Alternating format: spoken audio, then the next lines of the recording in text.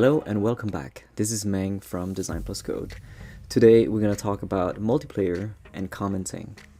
Now, multiplayer is not a new concept. Google Docs completely changed the way we collaborate on a text, and more tools in our daily work are becoming collaborative, such as Airtable, Dropbox Paper, and now Figma. The thing is, once you start using it, you just can't go back. It's just one of those of course moments. As designers, we're not used to sharing our design early on. That's because there's a fear of sharing at the very beginning, and especially when you start working in a silo, the more you work alone, the more you don't want to collaborate with other people. But what I started noticing as I'm working with Figma is that the more that I share, the more that I gain that humility and that desire to collaborate more. And as a result, in a team environment, we all get more productive because no longer you have to drag and drop a bunch of files and put it on Dropbox and then sort of setting permissions and setting some notes to other people.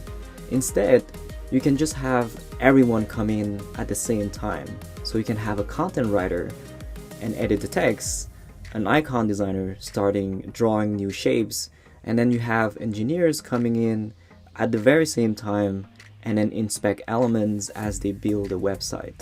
When you work alone, you overlook a lot of problems and you don't see a lot of details that other people see from different backgrounds.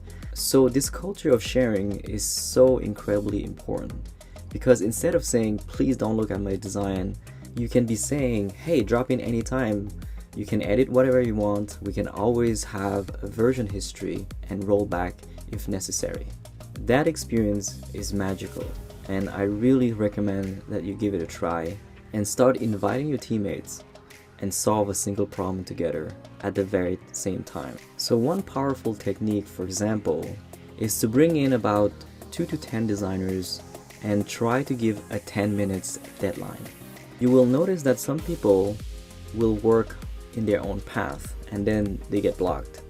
And then eventually they start working from other people's ideas and then they improve on it, and you can see like a branch of ideas, and that's such a new way to solve a problem. So as I've shown you previously, you can decide to share your design with anyone in your team or outside of your team, and that person can get invited. They need an account, of course, but you can see what they're working on and what they're changing at that very moment. And the other thing is, you can see if you click in the avatar, you can see what they're seeing, and that's really cool. And that can actually be a way for you to learn how someone else designs as well, because you can see it in real time what they're working on, what they're clicking, and it's kind of like a time lapse of watching someone doing a design in front of you. So you can see that as the other user is changing and clicking on something, then you see that it's changing as well. So if I change here, then you change here as well. This can be powerful in events such as a hack day or a hackathon. You can even share your work in progress online on Twitter or Facebook and invite people. Now, when you share, just make sure that you set them to can edit as well. And copy the link, you can share that on Twitter, but also you can invite someone via email. Another thing that I want to show you is the ability to do live embed. So you can click on public embed and then get this code. So if you copy this code and then you go to your favorite code editor, you create a new document and then paste it. Save it as an HTML. So for example, live embed.html. Go to that file and voila. You can see that I'm showing the iframe of the actual content of my design. That's really awesome. If you look at our own design system, you'll see that we really make use of the live embed, for example, for the icons. So in this case, going to the design system file, I'm going to the icons. You can actually set a specific frame to use as a live embed. So you can say share this, and when it's linked to a selected frame, you can copy that specific frame. So let's try to do that with our own design system. Let's say we want to show just the colors. We would press F to create a new frame, just like that. But make sure that your frame is outside of the main frame, so you cannot have nested frames. So in this case, for this frame, I'm going to go to share. Make sure that you have this checked, so link to selected frame, and then go to public embed, get the code, replace this, and then save.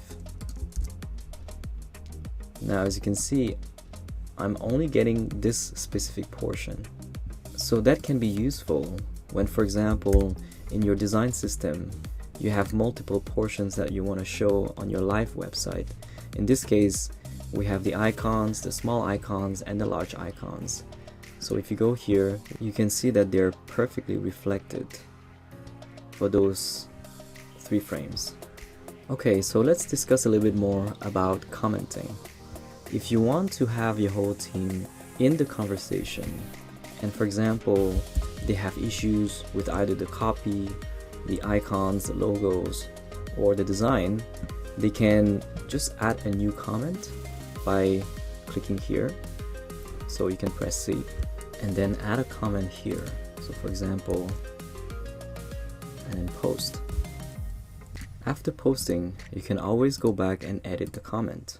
You can also mention someone, and that person would receive an email if you mention them. And for that other person, they will see this icon becoming orange, and then when they click on it, it goes directly to this little box, and then they can reply to your comment. They can even use emojis. People love emojis, as you can see. It's well organized. And then reply. And then back here, I can see that I have a new notification, and the comment even appeared in real time, so that's really cool. On top of that, if you're somewhere else, you can click here and it automatically opens in the right position. And finally, once you're done with the change and you reply to it and everyone's happy, you can always click on result, and then the comment disappears and you can move on to the next problem. So Figma is really powerful for teams. It has all the best tools to get your team collaborating and communicating in real time. Since this concept of real-time collaboration is so new, I would definitely advise that you start experimenting what works for your team. In the next and final session, we're going to learn a lot about prototyping, so I'll see you there.